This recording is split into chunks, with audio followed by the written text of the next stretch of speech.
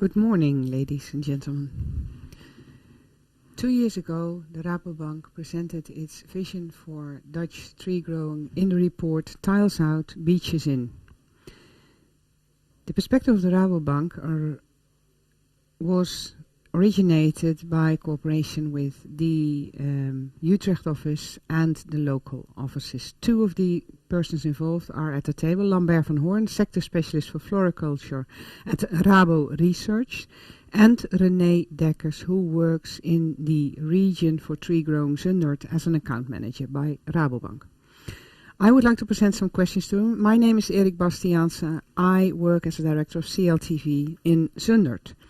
Lambert, the first question is for you. This year we were hit by the corona crisis. Did it change your perspective on tree growing? No, actually not. We already knew that tree nurseries had showed good results in the past few years. That's what continued. When we look at both markets, which compose my analysis, which is private market, consumers visited garden centers, and we see in their sales figures that greenery did well this summer. That is positive on the one hand, and on the other hand, the more institutional market of the Dutch Forestry Organization, municipalities, we see that the budgets are still growing. So our fundamental perspective has not changed. And we also noticed, Lambert, that garden centers were closed. Some orders were cancelled. There were labor problems. Logistics were difficult. It must have had a big impact. Well, indeed, says Lambert, it did. And that's what we noticed in March and April. What was a positive experience for us is how resilient and how resourcefulness these growers are.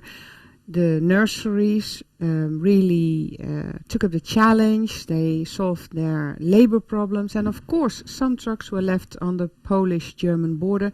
But in a few weeks' time, everything turned out all right. And the Polish and Romanian employees that often work in tree nurseries in this region was a problem in the start. But these problems have been solved too. So we really need to compliment floriculture in the Netherlands and tree nurseries in particular, that they have taken up the challenge quite soon. Now, maybe a question for René. What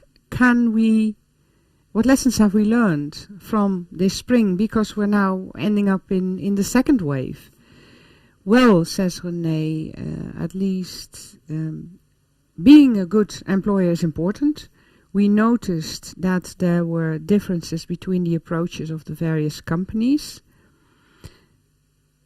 In the tree traders and nurseries, we noticed that they had labor problems, because what do you have to do if all your workers leave at once?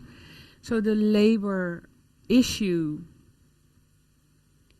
did indeed cause some issues. So it is high on their agenda of the entrepreneurs. Now, what matters may have changed forever after this crisis? Well, says Lambert, one of the matters that will have changed is digitization. It has been boosted really in this spring, and you could split it up in business to business digitization. So in your supply chain, in the chain between suppliers, traders, garden centers, customers, invoicing, plant passport, matters like that you arrange that properly. That was boosted. But maybe even more importantly is consumers. Although they bought digitally, so they knew how to find general sites, but what was really remarkable is that they also managed to buy flowers and plants on the internet. It was boosted. Sometimes it doubled, sometimes it even tripled. And I think that this is an opportunity to make sure that consumers will continue to use this channel. It doesn't need to replace other demand. It can be a new channel besides the existing channels. I think this change will last. Yes, says Erik, what do you think that companies should do? Well, as Lambert says René, digitization is really important. Businesses must get their act together on digitization. It is relevant in various aspects of services, plant passports, finances. So businesses really have to pay attention to that. Now, when you start an online channel, it means that you have to have a presence 24/7. Also in the online market, there's only one opportunity to make a first impression. So do it well, whatever you do. Make an effort. And also make sure that your after sales are proper. Backups, make sure that this topic is handled well. Yes, says Erik, that these are very good topics to pay attention to. But did we learn more from Corona, do you think, René? Yes, says René, what's remarkable is that people spend more time on risk management. Indeed, your demand may disappear all of a sudden, but also products in logistics. Let's say you are depending on foreign products and borders closed, then it will have an impact on your business too. But also the risk that workers won't be in your business to get all your work done. These are very important matters to take into consideration. And the risks obviously are in your process, but also in your sales, financial structure. And a proper risk analysis is important, necessary. You should know what your risks are, what risks are acceptable, what risks should be avoided. Which risks do you want to accept? If you have a proper picture, you will know how to take the actions that you need to do. So analysis is important. Lambert, would you like to add to that? Yes, what René says is the matters that you can do as an entrepreneur yourself, individually. But I also believe that we have to be aware that some matters can be done by yourselves and we have to do some matters together. Now, if anything is clear from floriculture, it's advocacy. This is really important. We managed, not to sell anybody short, lots of parties are involved, to achieve a floriculture fund during the crisis. Luckily, people subscribe to it. So what has been available may be higher than the damage that can be claimed. Of course, conditions may not be favorable for everybody, but advocacy is so important. And I think for the issues that we have to face in the next few years, that advocacy will still be important. Let's think of quality issues, energy transition, let's say crop protection file, and tree nurseries themselves, although it's a large sector, it is just a very small player in a very comprehensive market. So I think cooperation and advocacy are very important. Erik says, Lambert, you mentioned long term. What do you believe will be the consequences of the corona crisis for the long term? Well, Lambert says, as I already indicated, digitization, that's key. That will be relevant for a long time.